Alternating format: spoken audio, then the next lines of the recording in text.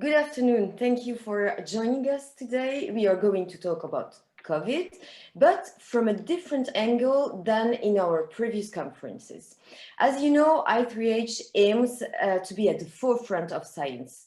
So today we are going to focus on AI, artificial intelligence. AI has helped many clinicians, many doctors and patients during the pandemic. The scope of possibilities can still be further expanded.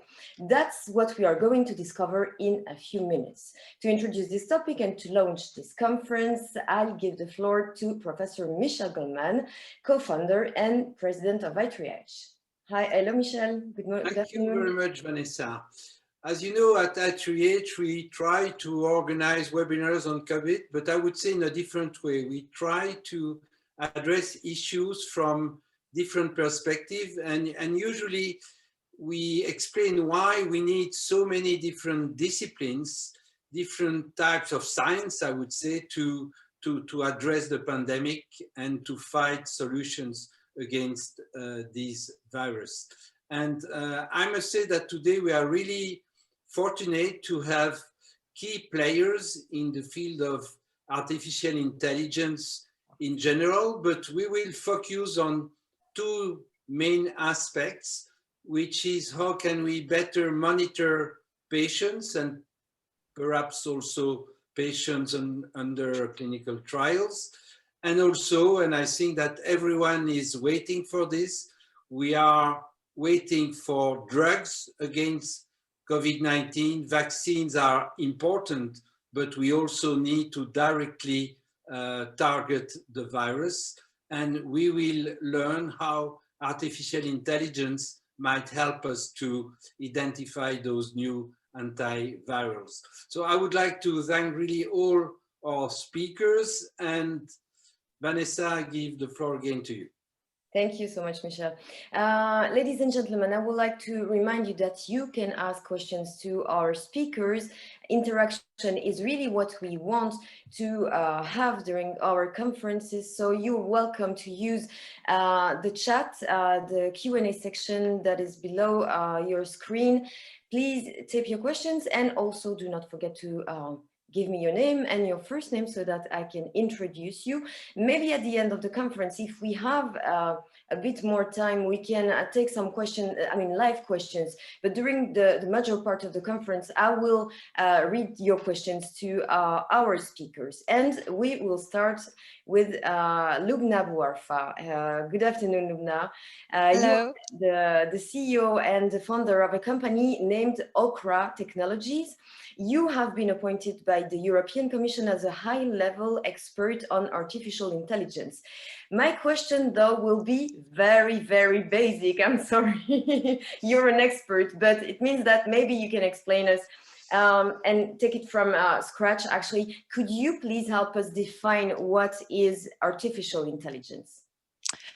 Thank you, Vanessa. Hi, everybody. So there is a saying that our past experiences make us who we are. And this is exactly also holds for AI. Simply put, AI are machines that have the capability to learn from past observations. And they learn, they build a memory from this past data and then use it to navigate the present and to predict the future.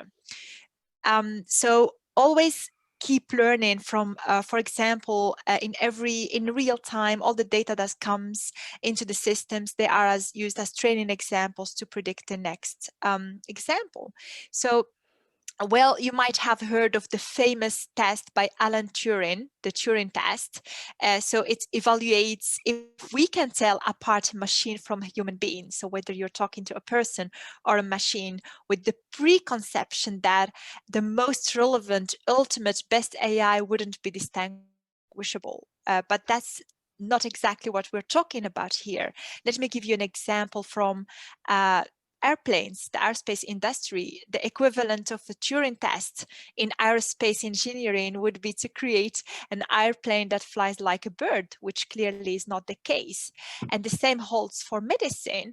We are not training AI to replace doctors, but we are training AI to digest all that amount of data, because AI needs to serve a different purpose than as human beings. It needs to be stable, to be high speed, high computational power, and it cannot be accountable. So it cannot speak moral values like the doctors does. So it is a decision support system that can help us in our daily life to make the right decisions. Loubna, thank you for this explanation, but there are also related concepts like machine learning. Could we get deeper into this? So yeah, so there are different levels of AI.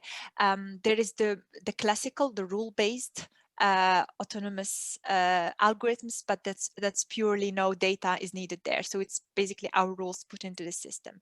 There is machine learning, and there are those algorithms that use past data, observations from the past, to be able to predict outcomes and to suggest actions to users. So, and that's where probabilistic learning and where the use of data is very essential. There are more different classes of algorithms. There is, for example, reinforcement learning, where it is more around reward, a cost function that we train AI to optimize. Again, this is also a combination of our semantics. So there are different types of AI, but the most, for me as a machine learning scientist, what is the big shift to the fourth industrial revolution, where we are with the data? We are producing 2.5 quintillion data per day, and in the age of data, we need to be more using those data-driven algorithms and not putting the rules for AI systems, because rules are purely perception. There is no evidence behind it, unless it's just what we articulate as a human being. So machine learning is the techniques and the set of techniques where this data is used on high level to basically predict outcomes. So there is another low level for machine learning. It's more around pattern recognition, for example, used in imaging and used more around low level signals where there is not much high of semantics around outcomes. So we use those techniques as well for the recognition of signals in data, recognition of tumors in radiology images. So it's in the same family, but it's at different types. Thank you. I think that we are now equipped to start the conference, and then we will progress and try to have as many explanations as we can have. But before that, we are going to join a patient who has experienced AI actually a few months ago. So Alex Vanout, good afternoon. Thank you for being with us. Good afternoon. So you look more like a doctor today than like a patient, but we are actually there to talk about your experience as a COVID patient. So you decided back a few months ago to stay at home and not to go to the hospital, though you suffered from COVID, I mean, with your medical team. So what equipment was put in place at your home to monitor you and to treat you also? Okay, essentially three things, of course: thermometer, oximeter, and blood pressure monitor. That's almost what I had, and an oxy machine who can give some more oxygen, but not very high pressure. So that's all. But okay, I'm just that. Just that. And so what was your experience? Has it been positive or negative? Because I have to explain to people that you had to introduce, that was not a full data system. So you had to introduce your parameters. Yes. So how was it for you? Was it something easy to do, or was it something that you sort of felt dangerous also at some moment, maybe? Okay, both. So I have a system asking me to put inside some numbers like blood pressure, like temperature, and like oxygen saturation, of course.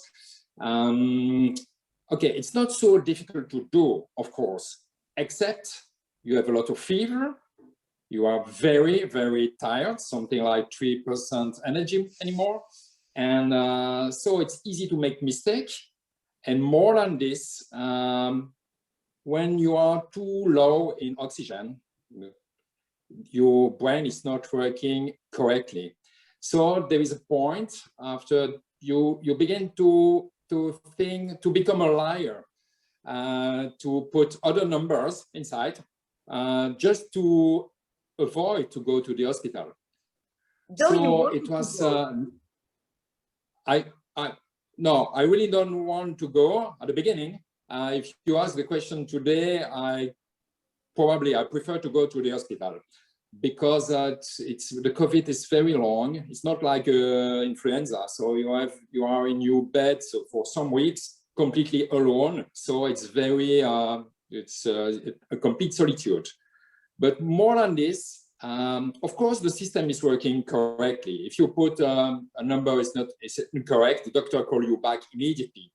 So if you put the good numbers inside, it's working. But I told the doctor recently that sometimes I put 91% saturation, because I knew that under 92, it's okay, you go to the hospital normally. So I think, okay, 91 is okay.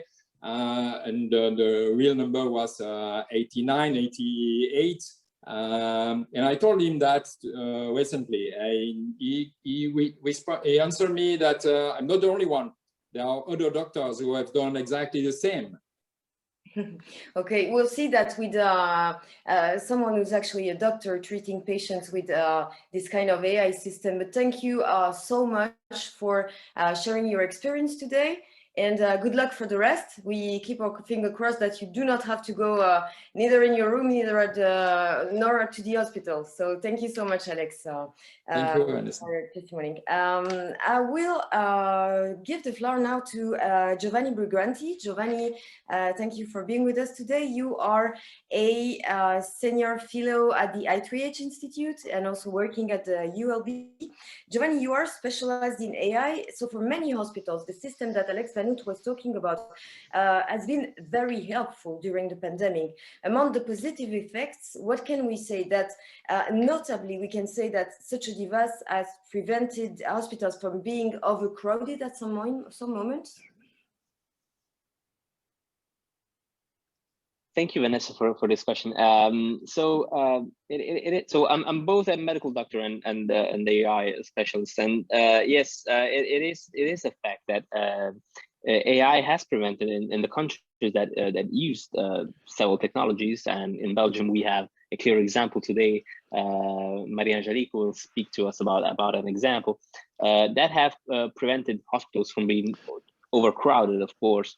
So basically what happened is that we have several aspects of AI that help us take care of patients, and we'll cover that later, of course. But so we could diagnose patients more quickly. We could monitor patients at home, as it was the case for Alex in kind of way, although it's more of a digital medicine kind of settings, and such as in the ideationist that Marie-Angelique will talk to us about. So it is possible that AI initiatives have prevented hospitals from overcrowding, and that's a very important point, since one of the pillars of the COVID-19 is to have the parameters monitored, and we will see that checking on parameters and being able to be alerted when parameters are not normal is one of the milestones in taking care of patients with COVID-19.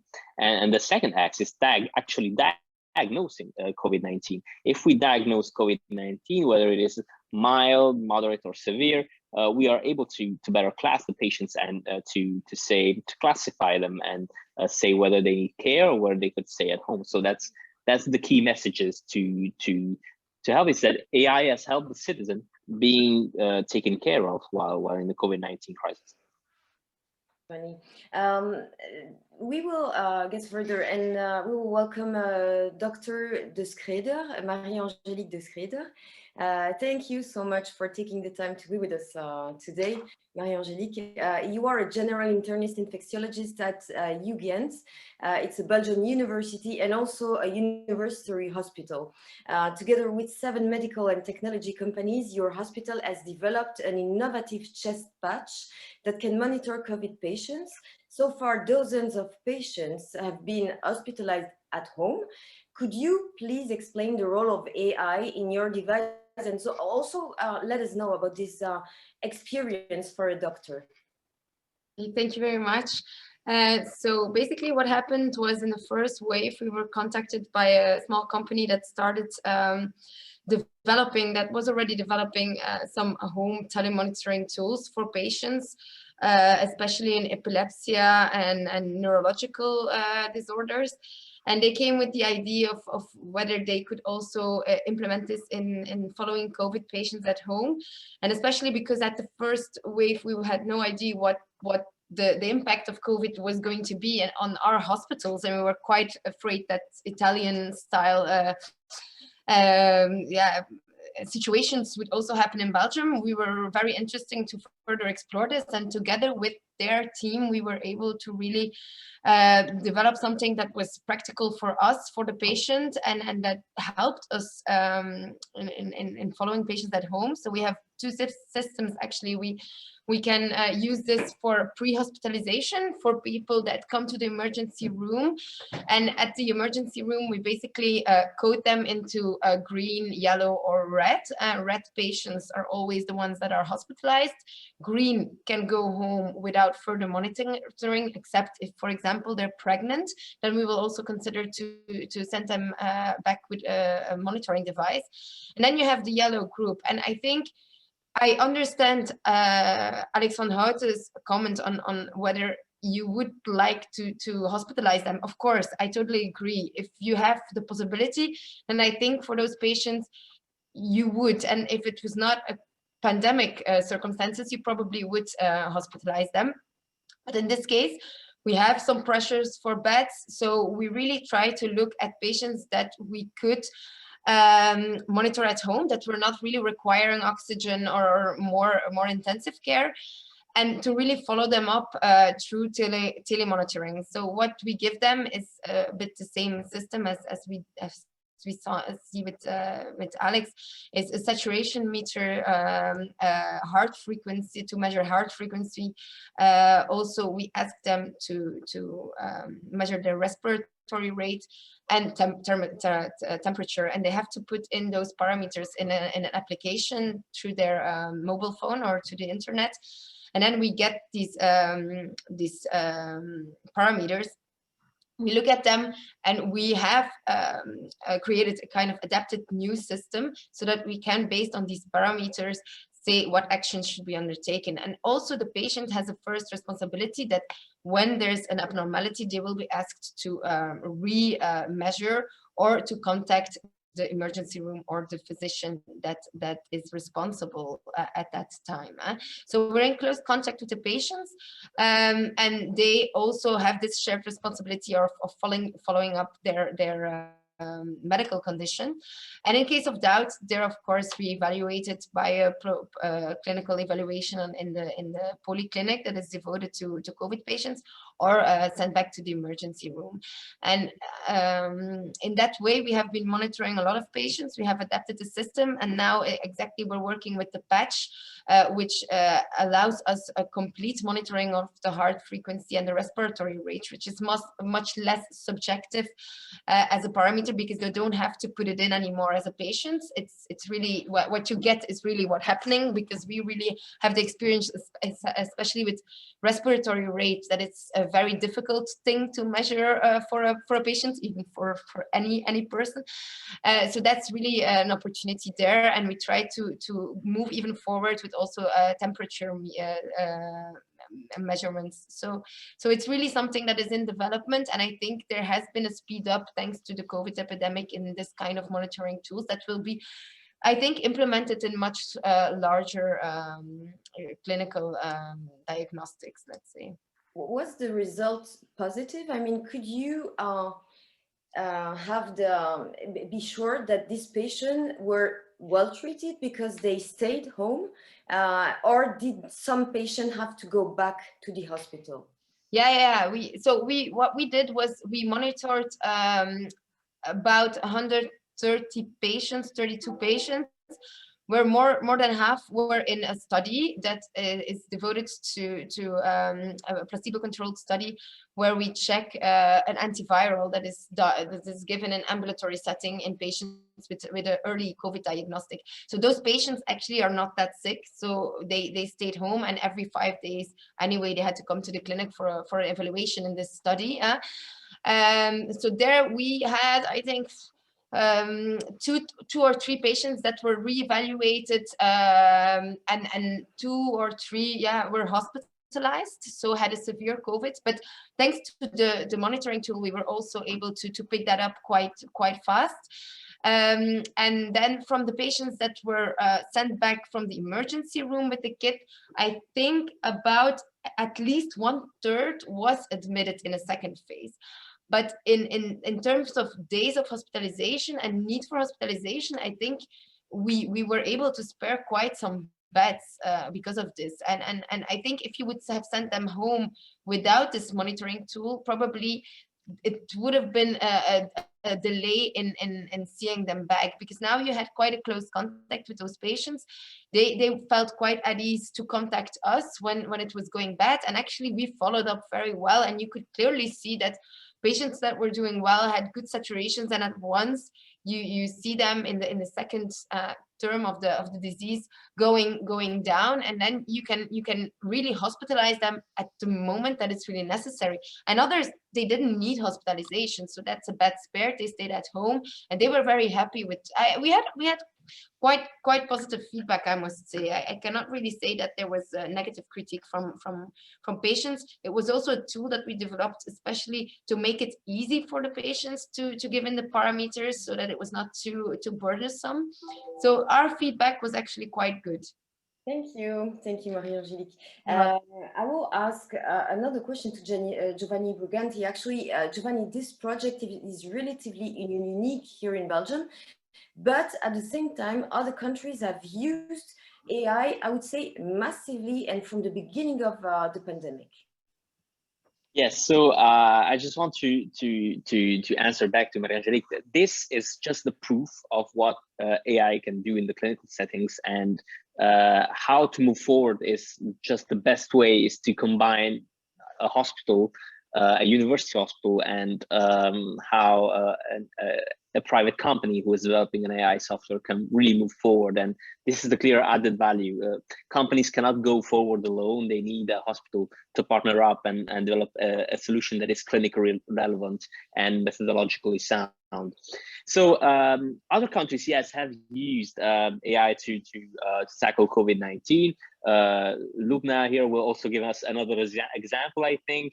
But mainly China, for instance, has used also in the US. So China and the US both have used COVID-19 to both diagnose COVID-19, have used AI to diagnose COVID-19 based on imaging or parameters, and to monitor patients at home, as we did in Belgium, in the initiative that Marie-Angélique mentioned. So these countries benefited from diagnostic systems and monitoring systems, but they dared to tackle the diagnosis, of course.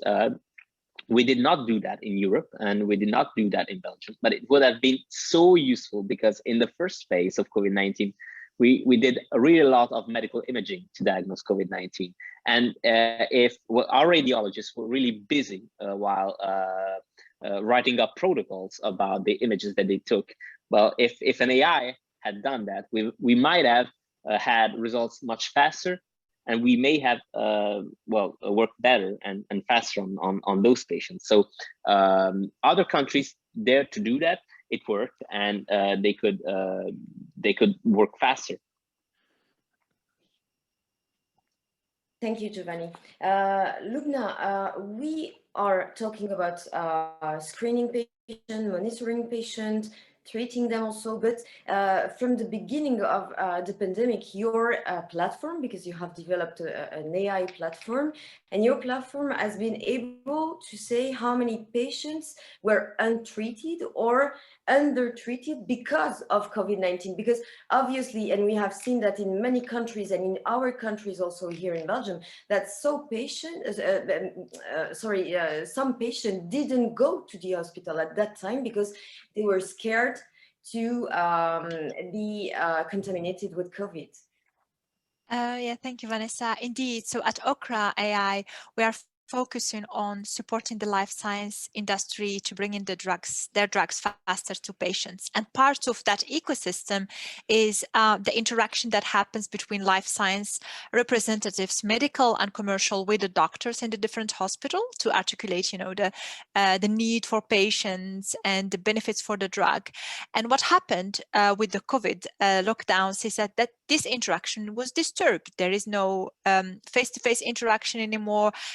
Everything moved to virtual, and doctors are busy to meet any representative. So and then the angle that where we used our platform is to we say the forgotten patients or the silent patients that's either on the backlog or even didn't go to the hospital because of COVID situation. So we added the COVID data, the COVID stats data, and to predict the access to hospital, also in the COVID burden, so how much the COVID kind of affected the hospital to have those interactions. You could think about it as a traffic light system, a green, orange, and red, and that gives a clear idea how accessible this hospital at the moment. The second that we also used is using the COVID data to identify the amount of undertreated patients as well as untreated patients. And this is more related to very specific disease areas where we know the numbers of patients, we can predict how many are in the backlog. And in this way, given and predicting those numbers from all historical data, we could empower the teams to reach out to those doctors and to articulate the number of those patients, as well as that they start picking up the phone or allowing to see more patients and not just letting them, still on the waiting lists. I was myself as well called by one of my doctors that I should come and visit because of the situation, even during the second lockdown. And I think that is very important, as we see now with the COVID, a lot of industry is changed a lot. We're not going to go back to the old way of doing things. I mean, knowing that clinical trials, the process of 10 years is moved to 10 months. Also, the interaction between how we bring those drugs faster to patients is changed. We saw the use of telemedicine increased, and that's where we need that data. The data is being used to communicate to the public as well. I mean, we said in the UK, it's not dates, but data. So the dates, so we're going to move to reducing the measures here in the UK, for example. So I think this shift is really, we see that with our products, the adoption of those AI systems that can predict those patients and that can help identify where are the priority hospitals where we need to focus and where to put more resources. And that's very crucial for the new age of post-COVID. Thank you so much, Loubna. And I would like to go back to Marie-Angélique de Schroeder, but not myself, actually. We have a question from Mathias Duwatripon, who's one of the co-director of I3h and who's an economist at the ULB. Matthias? Yes, thank you, Vanessa.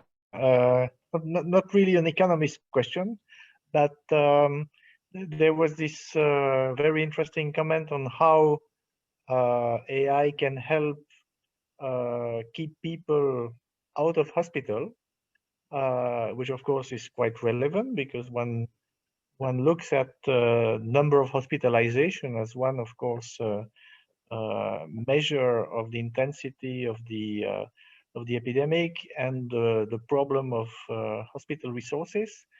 But an even more important constraint typically is ICU, intensive care unit occupancy.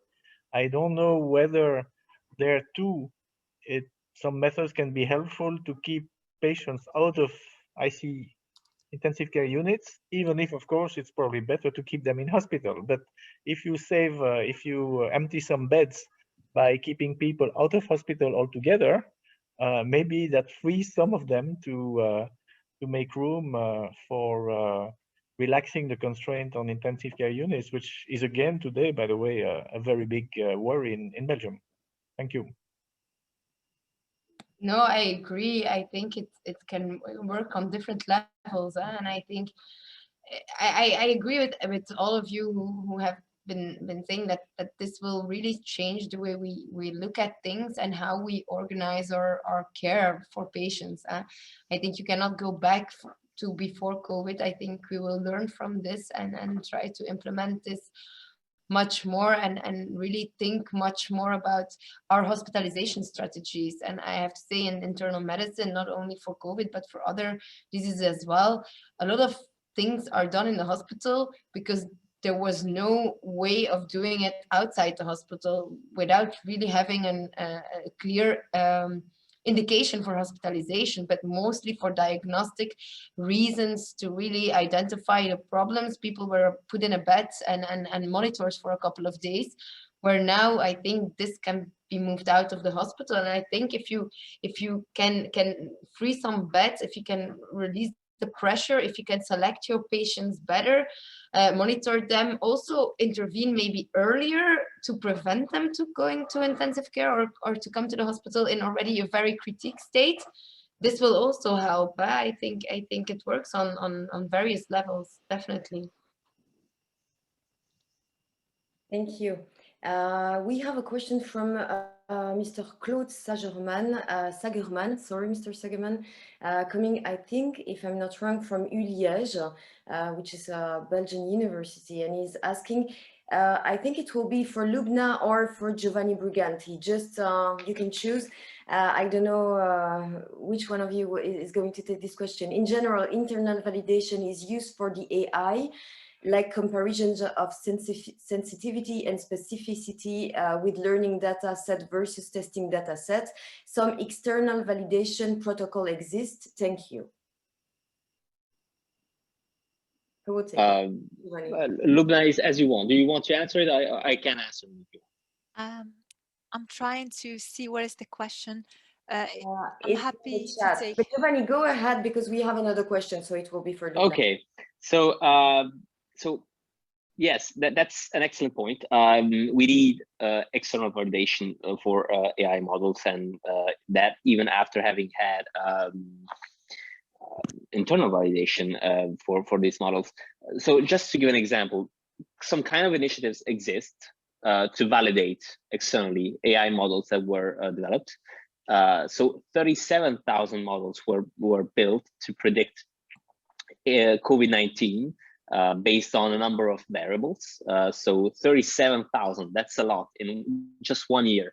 And there is this living review actually done in the Netherlands and at KU Leuven in Belgium, who aims at externally validate these models. And they found that out of the 37,000 models, only like a bunch of them, 100 actually, were clinically useful to predict COVID-19 based on variables. So yes, external validation is a major point. Most AI studies nowadays kind of forget to do that, and the best ones do. And what we need from a clinical point of view is one, clinical validation with clinical studies, and most important, well, randomized controlled trials. As Marie-Angelique told earlier, we need those kind of studies to move forward with more AI models. Yes. I can add to that, Vanessa, if I read the whole question. So there is two types of validation. So the sensitivity and specificity, that's what will happen in the lab. As a data scientist, you test that based on historical data. You can train the system up to, for example, summer 2020, and then test it on the next months. That's the classical way. But of course, the other validation, the external validation, there is no clear protocol, but the Turing test is an example where you have a person talking to a machine and a person talking to the human, and then they can't tell difference. But that's not what we want. What we want is to measure without the AI system where we are, and with the AI system at what level we are. And there are KPIs. For example, if we're talking about triage system for patients, AI systems that predict, is this patient urgent, is this patient a routine case, is this an emergency case? We can test how in the standard environment of care, how is that process? How many patients do we see in a week? And how many do we triage correctly without, just with the standard type of care without an AI system?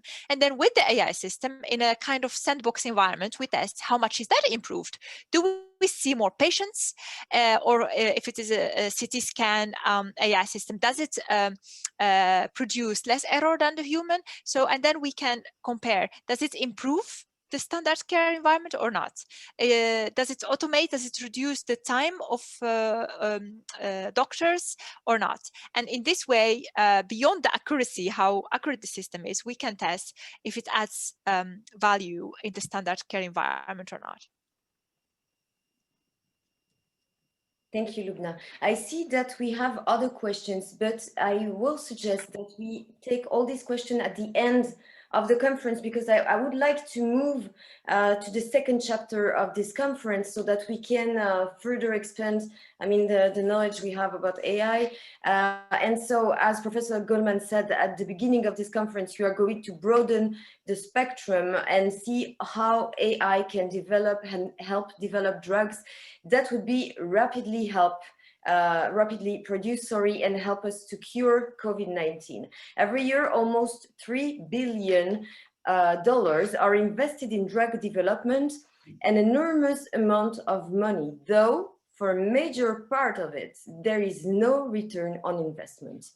To help us understand how AI has already slightly changed drug discovery, we are going to have the help of two top-tier scientists. Please welcome Mr. Michel BOUVIER. Good afternoon, Michel. Good afternoon, Vanessa. You are the CEO of the Institute for Research in Immunology and Cancer at the Université of Montréal in Canada. And also with us, Mr. Philippe MOINGEON. Good afternoon. Good afternoon, Vanessa. Good afternoon, all. You are the head of Immuno-inflammation at Servier Pharmaceuticals in France. So, Professor BOUVIER, first question for you. Before we start talking about COVID, let's start with a brief recap of the steps of drug discovery. I do not think that everyone is familiar with all these drug discovery steps, so we will be better able to understand what is at stake. I know this is not easy to summarize a 10-year process, but could you please do it like in 1 minute, 1 minute 30, something like that? Is it possible?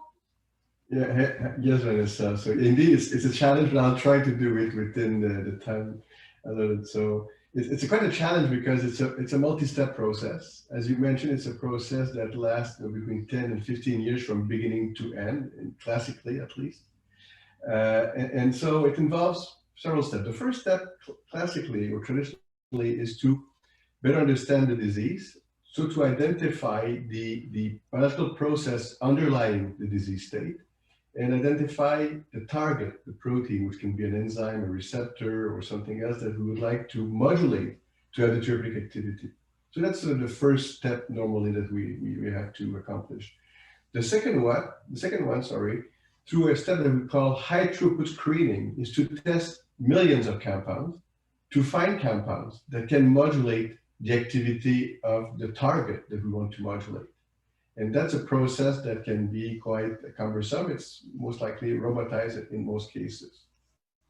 Then, with the help of medicinal chemists, through iterative process, the idea is to modify these compounds that were first found in the high throughput screening, that we call hits, to bring them into molecules that are drug-like and have higher efficacy towards the target. And that's what we call hit to lead. So we are improving through, again, iterative process with chemists, the quality of these molecules to make them more like drugs at this point. Then when we have compounds that have some good enough activity, what we call preclinical testing starts using animal models to test both the efficacy, but as well as the safety of these molecules into animal models. And once we have candidates that are safe and show some efficacy in the appropriate models, then the different phases of the clinical studies can start. First, testing the innocuity of the drug candidates into subjects, and then moving for efficacy into patients. And of course, because of all these steps, the success rate is very low. It is a few percent from beginning to end. So it is a very cumbersome and expensive process. And AI can help at each of these steps. And the idea of AI is to accelerating these steps and improving our chances to identify the best candidates, and also increasing the chances to identify the good subset of patients that would best benefit from these candidates.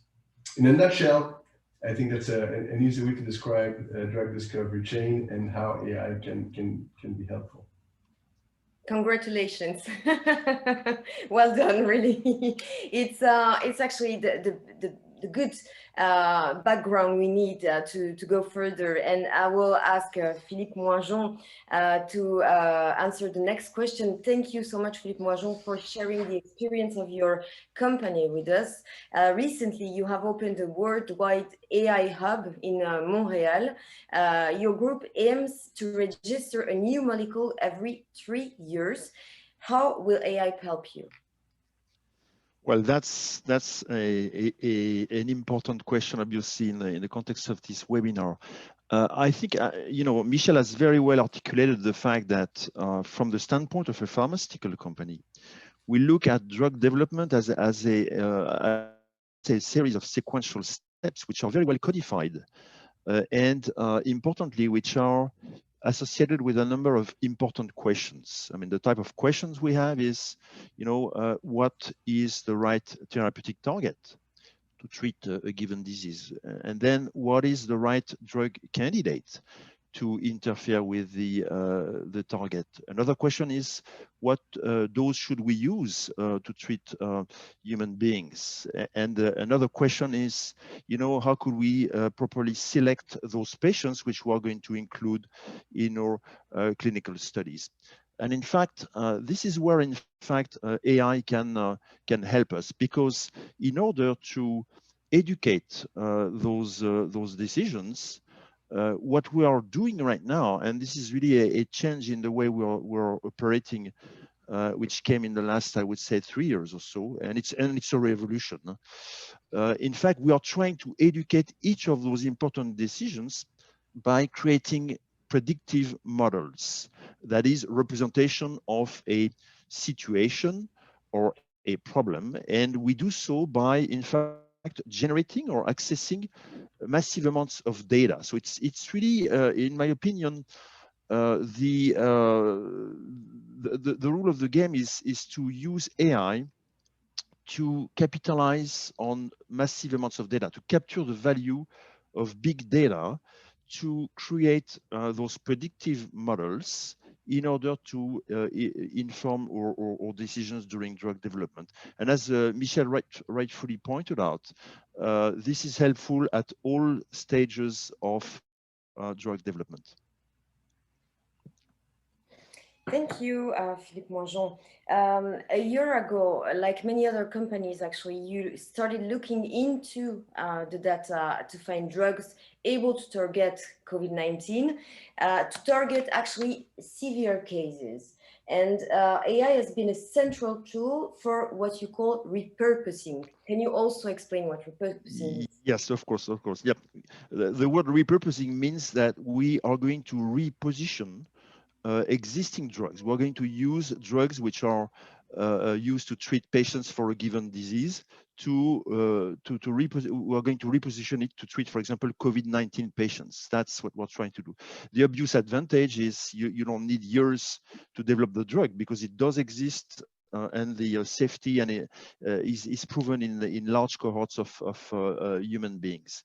And in this regard, we reason that what would be interesting is to try to find existing drugs which could be helpful to treat those patients with very severe COVID, which, as you know, is most often associated with severe lung inflammation.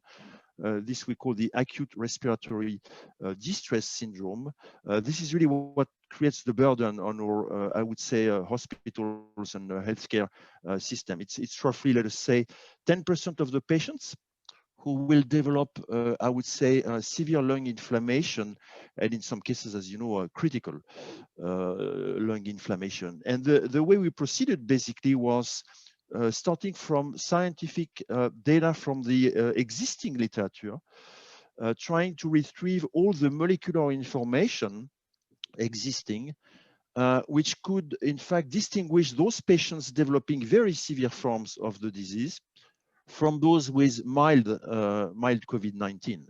And in fact, there was a lot of information documenting molecular differences in terms of their lung tissues, for example, or in terms of immune cells which are actually populating the lungs during inflammation.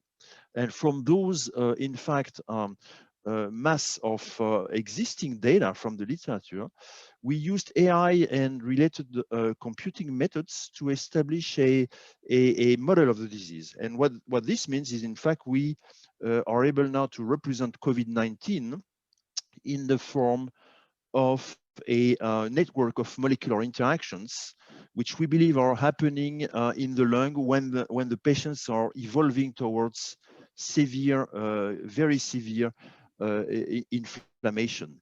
And of course, applying again a very specific actually AI analysis, we also were able to make some inferences, some hypotheses of those specific molecules we believe are critically involved in the causality of this severe COVID-19. And of course, as you can realize, it provides hypotheses for therapeutic intervention. So hypothesis for target identification. And to make a long story short, among the potential targets we identified were a class of proteins named alarmins. Alarmins, as it sounds, encompass a family of proteins which are very strong promoters of inflammation. In fact, they are involved in the crosstalk between the lung tissue and the immune system, activating very strongly the immune system. And interestingly enough, those alarmins were not really on the radar screen as candidate targets for treating COVID, and not to say severe COVID. And that's actually unfortunate, because although there are no, I would say, drug commercialized yet to block alarmins, there are now very advanced clinical studies in a specific disease, which is asthma.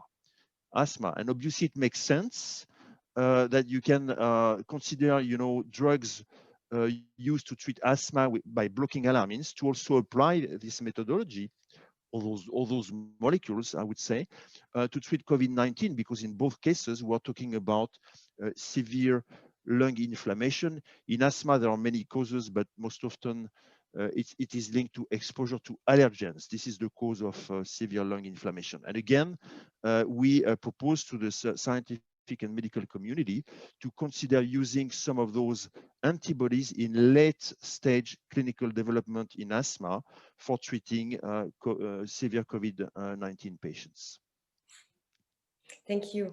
Michel Goldman, in the UK, AI has enabled a biotech company to crunch an amazing amount of data and quickly find a drug that could help patients suffering from advanced disease.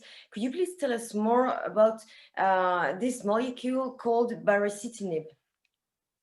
Yeah, that's very much in line with what Philippe MOINGEON explained, to identify new drugs, possibly existing drugs for which you can demonstrate an activity in COVID-19, you really need AI to identify those compounds which might target different important pathways that are used by the virus. And in this case, we just heard that the virus can induce very strong inflammation. And at the same time, we know that the virus is using very specific ways to penetrate into cells.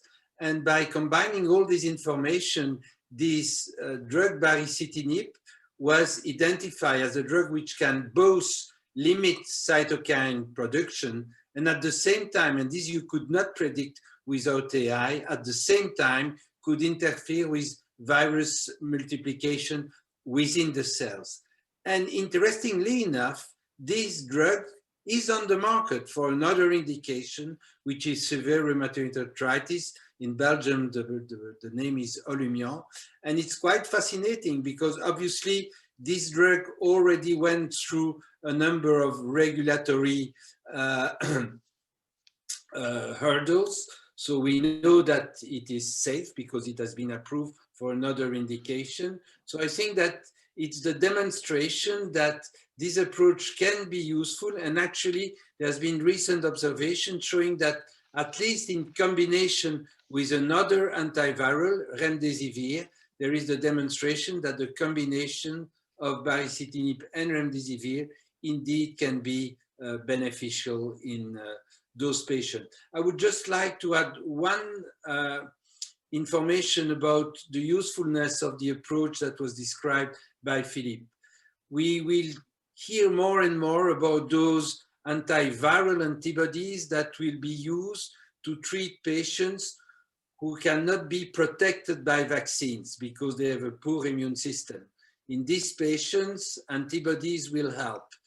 But those antibodies are difficult to produce, they are costly, so it's critical to identify the patients, the few patients that can really benefit from these drugs. And we know that we have to identify very early on, at the very beginning of the disease. And it's with this type of AI tools that we might find a way to really identify the patients to be treated by those agents. Thank you, Michel. Michel Bouvier, you are specialized in the field of cancer. So far, which project have you launched using AI? Well, in the last few years, our institute teamed up with the Montreal Institute for Learning Algorithm, MILA, which is one of the top centers in artificial intelligence, as well as with the AI companies such as Valence Discovery, for example, so to integrate AI into our drug discovery process at the institute. So simply said, we're taking advantage of the very large body of data that we have, for example, on the potential targets. The structural biology of these targets is a very important piece of data.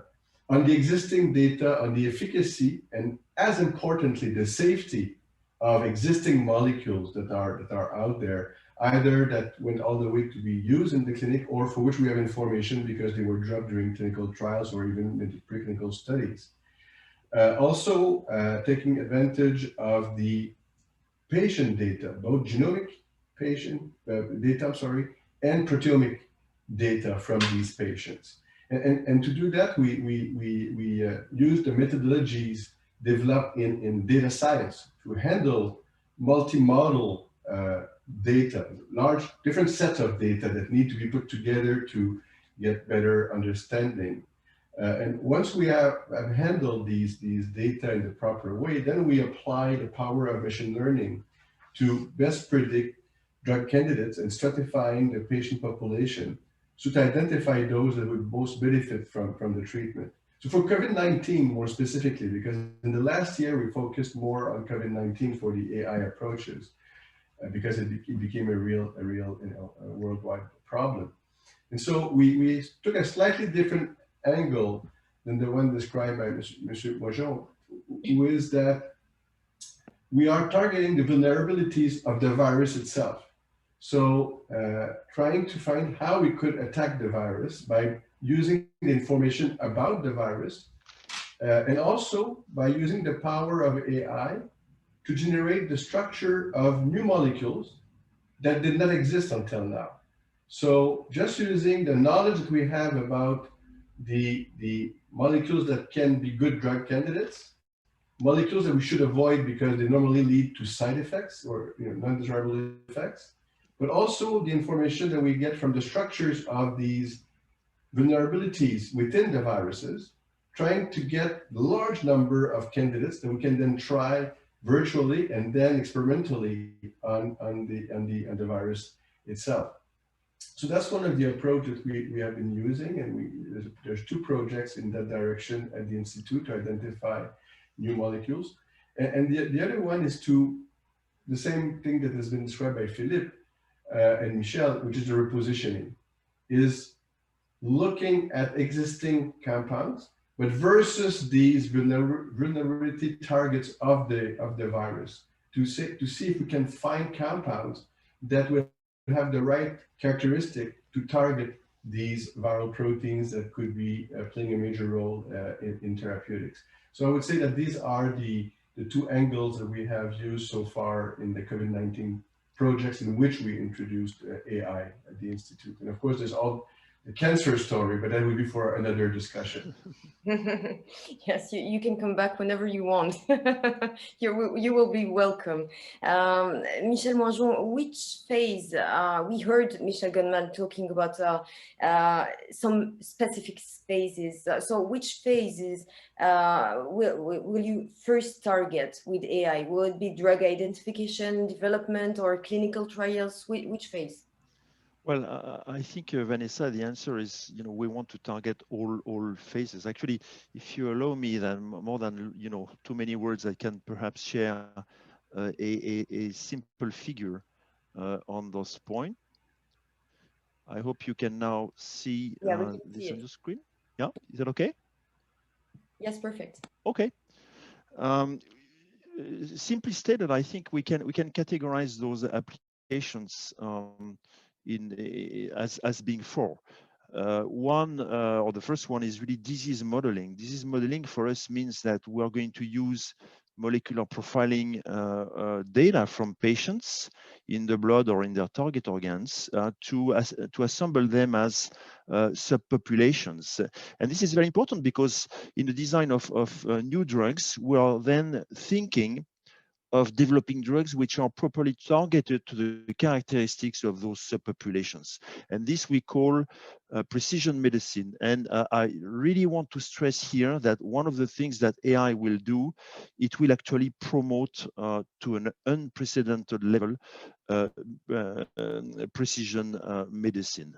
After we better understand the disease, we can apply other AI approaches to identify therapeutic targets in the form of dysregulated genes or proteins. And as I said, trying to make hypotheses of causality in the malady. And among those, we will have, candidate targets to develop new treatments. And here we will again apply by other means, actually, AI, and most particularly using machine learning as mentioned previously by Loubna. We will use AI to identify using computer means, but also optimize or predict interesting drug candidates. And we do this from the known chemical structure of millions of drugs. And basically, we are going to predict in silico which ones will bind to the target, will interfere with the target, and also we can predict the safety, solubility, biodistribution in the body. And that's really for us a great advantage because it will speed up tremendously, most particularly the discovery stages during drug development. And last but not the least, there is interest in using AI to facilitate the evaluation of clinical efficacy in human. And I will most particularly emphasize clinical studies. Of course, AI can help us select the proper patients and monitor them during clinical studies. But in fact, we are in the field now moving towards even some level of, I would say, virtual clinical studies. So thinking of incorporating in our studies virtual patients in parallel with, I would say, real patients, as well as, virtual placebo groups. And we're discussing with regulatory agencies to make sure that this is going to be acceptable upon them. So this is, I think, an illustration of the many, I would say, dimensions in drug development that we can approach using AI technologies.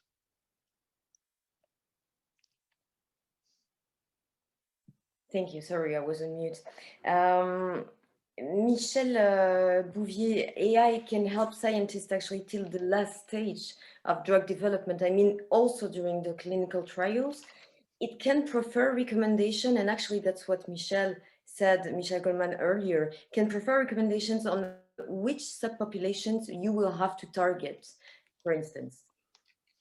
Yeah, indeed. I mean, with the data that we can obtain from large cohort of patients, we can determine which patients would best benefit to this, given the data that you had on the way that your molecules candidate works, which specific target it does in which environment. So getting this information from the patient cohorts will allow you to, what we say in the jargon, to stratify the population of patients that would best benefit from this treatment. This could be the presence of a specific mutation in a protein.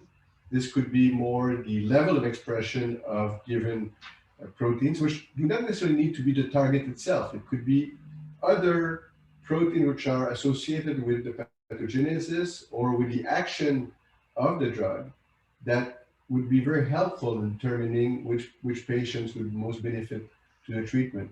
And that is a very important aspect of the whole thing. And Philippe mentioned it a little bit in I guess the last part of his slide, the fourth panel, because this can allow you to, from the get-go, to identify the right population for the clinical trial itself, saving lots of money and saving the possibility or avoiding the possibility that we have a failed trial because we did not select the population right to begin with.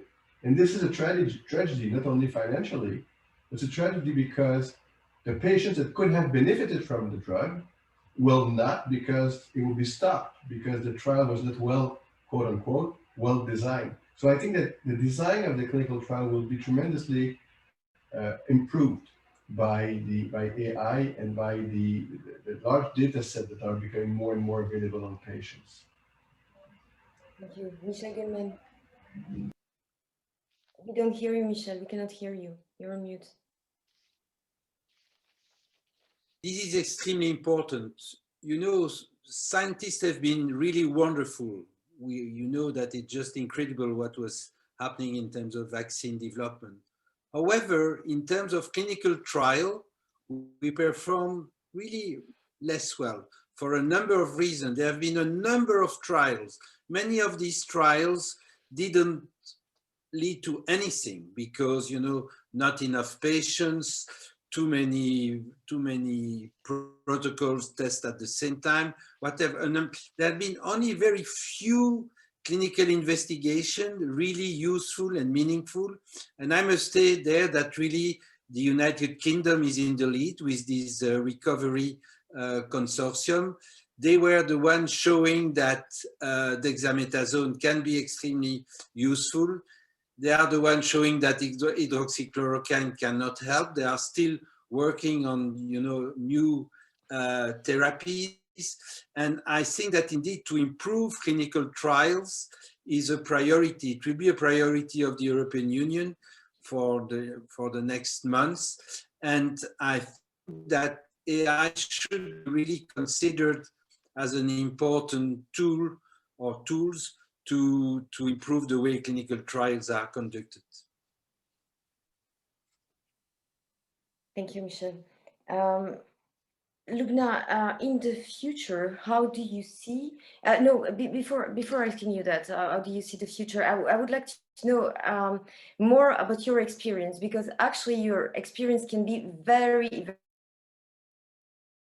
at Okra, you can help pharmaceutical companies to, actually at the very, very late stage before commercialization. And so it means that you can predict the profit and you can predict the price of a molecule before it is launched.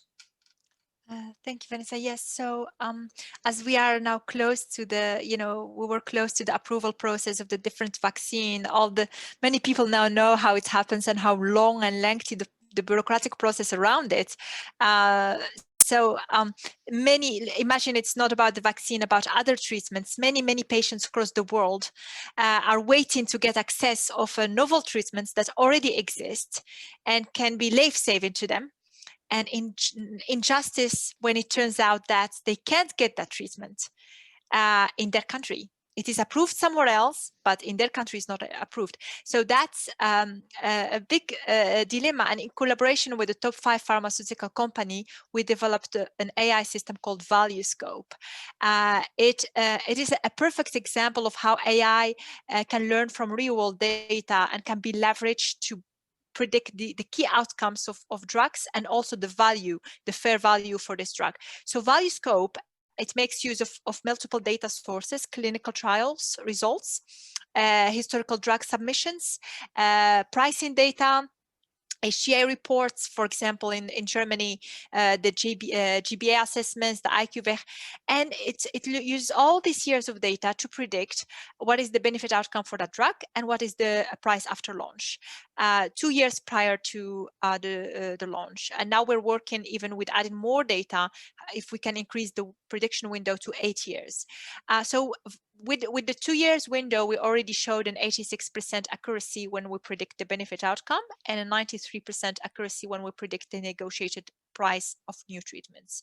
So as you can see, the real world data we use here in this case is coming from public data. It's not patient level data as we hope to have in Europe. You know, we don't have yet the, we hear a lot of talks about the European health data space, but this data we use is coming from unstructured bureaucratic PDF documents. We are using, NLP algorithms to kind of read and extract those key outcomes. And we extract those key covariates and all the population statistics from the clinical data, from the submissions. So imagine if we had in Europe access to this, patient level data, for instance, reimbursement and anonymized patient data, as it is the case in the US, for example. If we can have the data at the right level of granularity, that we can move to an outcome-based healthcare model where we can predict the right price of treatments and allow identifying, much more better and more accurately what is the target population for new treatments.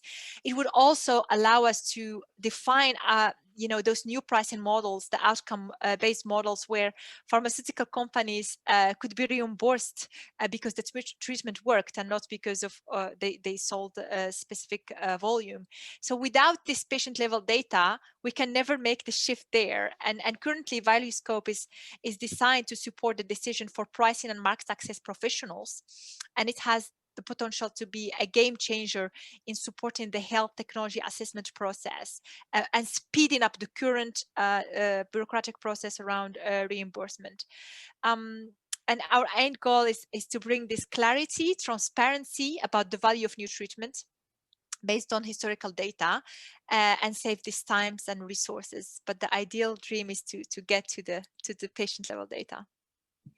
So Loubna, actually, if I read under the lines, I can understand that here in Europe, we are not ready. We are not that ready. So how long do you think it will take to be ready to follow this new challenge? I actually don't know how long it's going to take. The moment the data that's been collected, if it is collected, it's been collected for reimbursement purposes. It's not been collected to train any AI system. So it's been collected for workflow purposes like electromedical And what we see is every member state has a different norms. And the ideal scenario, and if we look to the future, it will be great that maybe look into 2050, that precision medicine, as Philippe mentioned, is a reality. And that therefore, the health of every individual patient is closely monitored from birth, up in birth, routine checks will happen, and AI algorithms will be used to compute the risk of all the common and the rare diseases. And think of it as, screening patients on a regular basis. So you're not waiting for people to get sick. You're having these regular checks where you collect data and using all the historical data from other patients to predict the risk for key diseases, for lung cancer, for all the potential diseases, and that our healthcare system is almost an back-end AI algorithms running on top of all the patient data, hopefully not from one member state, but from different countries. I met a patient once in Switzerland that her daughter was diagnosed with a rare disease, and she was the only case in Switzerland. It took her 15 years to get a diagnosis, just because they didn't know what is that disease. So imagine if we have that all the data, and we collect and screen data, that we can, for example, by birth check if there is a genetic screening, and if we see a mutation of an important gene, that we can associate it directly to a disease, and that we can start managing the health of patients continuously, and beyond birth. I mean, once we are living our life, that you know, we have screening, CT scans, and we can predict if someone high risk for lung cancer or for other diseases, and intervene much earlier. I think that's the vision. That's the future where we are going to go, and not this specialty clinical based medicine that we have at the moment, but more preventive and data driven medicine. Thank you, Loubna. Philippe Moingeon, I will ask you a question, since you are in Europe and Michel Bouvier is not in Europe but in Canada.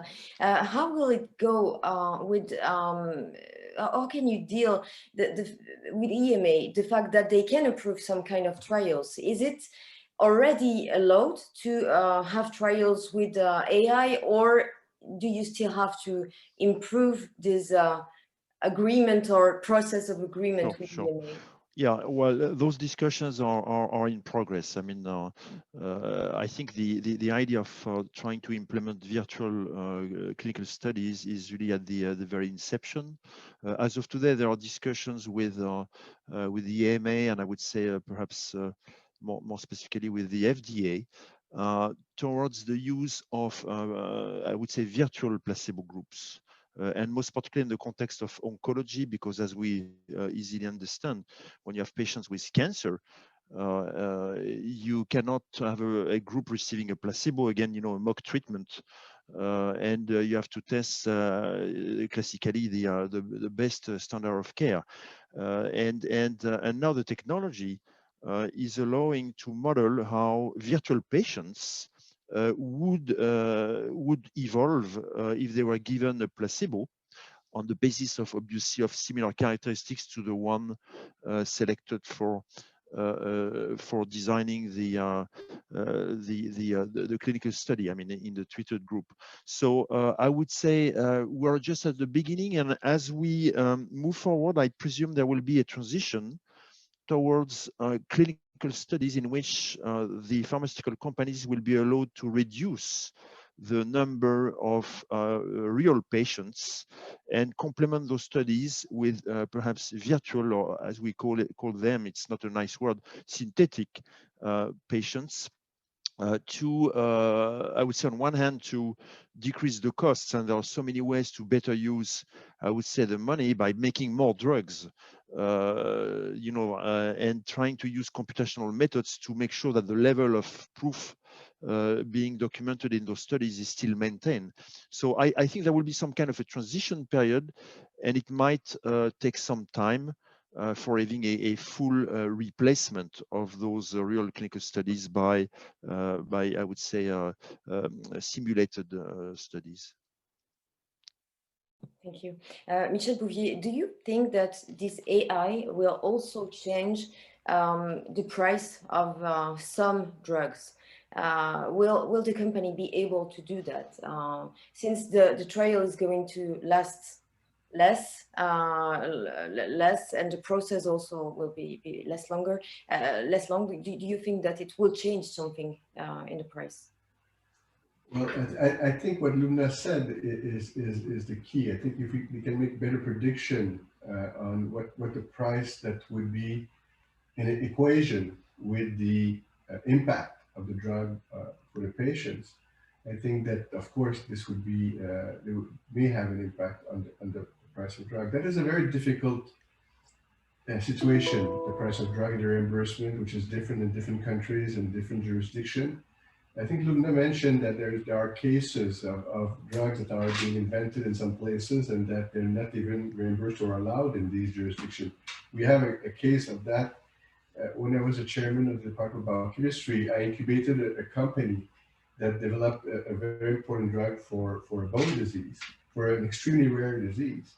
And this drug was discovered, in my department in Montreal, but it's not reimbursed in Quebec, and it's not used in Quebec, and it's used in other provinces, but not in Quebec. So the whole relationship with the efficacy, the cost is a very complex one, and for sure better data on this could have a positive impact. It's a complex issue, but hopefully it will have a positive impact on getting the right price for the right drugs. Thank you, Philippe Moingeon. Just another question also about prices, because I think it's important. We know that for some rare disease, companies do not necessarily work on all the rare disease that we can face. And so will AI enable you to work more on some rare disease? Yes, certainly. Well, as Loubna said, mining, I would say all the existing data in the literature and being able to find those very specific pieces of information, which are mostly informative, is one way. The other application I can see in rare diseases is here again, thinking of a virtual placebo group. I mean, of course, it's difficult to recruit patients in those rare diseases, and of course you want to offer them the treatment, and thus it's, I think, going to be interesting how the regulatory agencies accept in this very complex situation the concept of relying upon a virtual placebo group. And actually I think it could be a way towards what I would say innovation in regulations. I think it could be I think it could be a door being opened there. Thank you. And also another question for you. Do you think that during the next pandemic, not too early, but during the next pandemic, do you think that we'll be able to develop very quickly or to repurpose very quickly a medicine that can treat during the next pandemic due to the experience we have now? Actually, I think there is a question being asked, on how we could use AI to treat in the long run COVID for diagnosis and treatment purposes. I think one way to perhaps to answer those two related questions is to speak about this emergence of the new COVID variants. I think we have in the current pandemic seen the success of this convergence between AI and, I would say, computational methods or digital technologies, you might say, on one hand, and biotechnologies. I mean, this has been said by many of my colleagues. Within less than a year, we've been able to develop vaccines, which is at least 10 years less than the usual, I would say, timing which is needed to develop one such a vaccine. And I think we will see more of the successes of AI in the fight against those variants. I think there are now emerging models of what the virus can evolve at the level of its spike protein. The spike being, this protein at the surface of the virus, which it uses to infect human cells. And the virus, of course, keeps evolving this protein to escape to the immune system of the patients. However, some of the mutations might preclude the virus to, entering into human cells, and thus there is a limited set of mutations that the virus can make. And now we're building up models of that, which, of course, a few years ago we were unable to do. And then we can also model how the predicted variants, which maybe do not exist yet but could happen, will escape to immune responses which have been elicited or which are being elicited by the various vaccines. And those immune responses are a bit different. And we can also from there, of course, think of designing additional or second generation vaccines, specifically eliciting immune responses able to neutralize those predicted variants which are yet to emerge. And of course, then we can use all those technologies to follow up in, I would say, global epidemiological models, how variants could basically spread out throughout the earth. So I think, you know, what we've learned in the last year is this convergence of technologies, and I would say digital technologies, which includes AI and technologies, hopefully is offering now means to mankind to be ahead of viruses and pathogen. I hope it's not a too optimistic statement. Optimism is good. Don't worry. Yes. But, talking about optimism, I would like to know, and I don't know who will take this question, but hearing you is like listening to you. I just feel like maybe one day disease will be like very reduced. I mean, we will be able to treat much more disease. So, for example, is I guess AI has already been applied to AIDS, for example. How is it that at the moment we still do not have drugs to treat AIDS, though we could find repurposing for COVID, for example? How is it? Is it that we haven't taken that in charge yet, or is it that it is so difficult to find something that we haven't found yet? You want me to try to I don't know. this question? What are you? Well, very quickly on my side, and then I will leave the floor to my colleagues. We have drugs, you know, to control AIDS in the form of, you know, drugs which are acting on the virus itself, various enzymes on the virus and viral replication. We failed to develop a vaccine because the biology of the virus is very different from the SARS-CoV-2, in that the virus is really evolving and making many more variants, and also it is attacking directly the immune system. So there is a complexity here in developing a vaccine. But I think we have therapeutic means to control HIV. Yeah, sure. Just wanted to know if the further step could be completed thanks to AI. I mean, so Michel can add to this, picking up on some of what Philippe has mentioned. For example, not only are some people now looking at the variation of the spike protein, for example, you know, in the SARS-CoV-2, but also other people are trying to look at the entire family of the coronavirus and look at what are the regions which would be invariable in evolution and would be exposed to a potential vaccine and would be immunosensitive, would sensitize the immune system to generate vaccines, for example. So there are already people who are working on the next generation of vaccines that would be pan-coronavirus. Of course, with the caveats of the virus, but it would be targeting regions which are not varying too much because the virus cannot afford to mutate these regions. So those are very optimistic aspects. The one thing that we have to understand when you say, you know, why didn't we use more AI in drug discovery until now?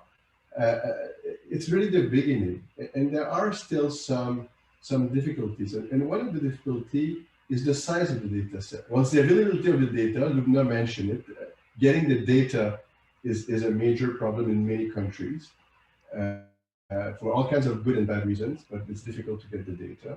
And the other thing is the size of the data in medicine. So for us, when we have, you know, thousands and thousands of patients, we think that's big. But compared to what AI has been dealing with, you know, with language recognition or image recognition, those are relatively small data sets with lots of parameters. And many people have referred to that as fat data, not big data. And so we need to develop better means to handle these data and find algorithms which are better to make predictions based on these smaller number of cases. So I think that's one of the challenges. And another challenge, maybe very briefly, Vanessa, is and I think that's, I'm very often saying that we need more bilingual people. And I don't mean Flemish and French or English and French. I mean people that can speak both the medical language, life science language, and the computer science AI language. And we don't have many of these people. And very often to have witnessed that, sometimes you see these patients speaking to one another and they're on two different planets. And so we need more people that can speak the two languages to increase the rate of successes. And actually, thank you, Michel, to talk about for talking about that, because I wanted actually to have your point of view. I mean, the three of you, and maybe Michel Goldman also, because I know that at I3h we are very interested in, in education. So, who will be the next generation? I mean, who will be the next scientist, good scientist? Do you mean people with your profile, or people with a informatician profile, or a mix, a combination of two? What will be the perfect employee for a pharmaceutical company, Michel Moingeon, Philippe Moingeon, sorry. Well, I think it can be. It's interesting because I think the skills now to advance in science very likely, cannot be found in a single person. So the answer to your question, I think, is going to be what we call in French les passeurs, people who are able to communicate with others having a different background. That is, as being said by Michel, if you're a biologist or a physician, you should be able to communicate with people doing nothing but advanced computational analytics, or building up models, or actually crunching data, or actually being in the knowledge graph representations, and so on and so forth. So the keys, will be really people with a true team spirit, and also multidisciplinarity is going to be a key word, and I would say open innovation. We need to break all the walls. Loubna, would you have the same idea of expectation of the people that you could hire, for the people that you could hire? Absolutely. I think as now with AI, a lot of even cognitive tasks in jobs has been automated, including my own job as a data scientist. And a lot of elements that we did manually is now automated. And having those algorithms, I think what is really important is the ability to work in teams and to leverage those technologies to achieve the right outcomes. So the elements around, you need more than just the programmers, you need the ethicists, you need also testers, and you need different disciplines to be able to come up with an inclusive AI product. So as an AI company, and I think that's for any product that involve AI elements, which is across all the sectors, you need multidisciplinary teams that are able to work together and give direction to automation that's taking taking place at speed and at high scale. So, and absolutely, I agree. Mm-hmm. Michel Goldman. Well, I think that it's a very nice conclusion to our webinar. Actually, what we are trying to do also through these educational activities is to train this new generation. I would simply add perhaps a few points. Obviously, multidisciplinarity and teamwork is important, but I think we also need people who are ready to take risks, to move outside their usual comfort zone. And that's sometimes something which is difficult to get. And I think that to get this, it's important to explain why big discoveries, major breakthroughs will come from, the unexpected, and to achieve this, to reach these unexpected, you have indeed to move outside what you are doing usually, where you are supposed to be good at. And indeed, it's a question of teamwork, collaboration, but also for yourself individually to take the risk to follow a path that you are not used to follow. Thank you, Michel. Thank you, everyone. Thank you, ladies and gentlemen, for being with us this afternoon. As you know, this conference will be on the I3h website very soon. So do not hesitate to watch it again or to send the link to someone who couldn't attend. Please be safe, take care of you, and we will see you. Michel has something to say. Yeah, I just want to thank everyone. I think this was really a great webinar. Obviously, and I hope that we achieved the goal I was just mentioning. So many thanks to everyone, and also thank you to you, Vanessa, for moderating this. And also there are people in the back. I think that Anya Vosnak and others working on the technique, and I just want to thank everyone who contributed. Of course, Anya Vosnak, Caroline Van Swieten, and Hilde Stevens also was there, the new co-director with Mathias de Watripon of I3h. So this is a real goodbye. Thank you so much for joining us this afternoon. Take care, please, and join us the next time.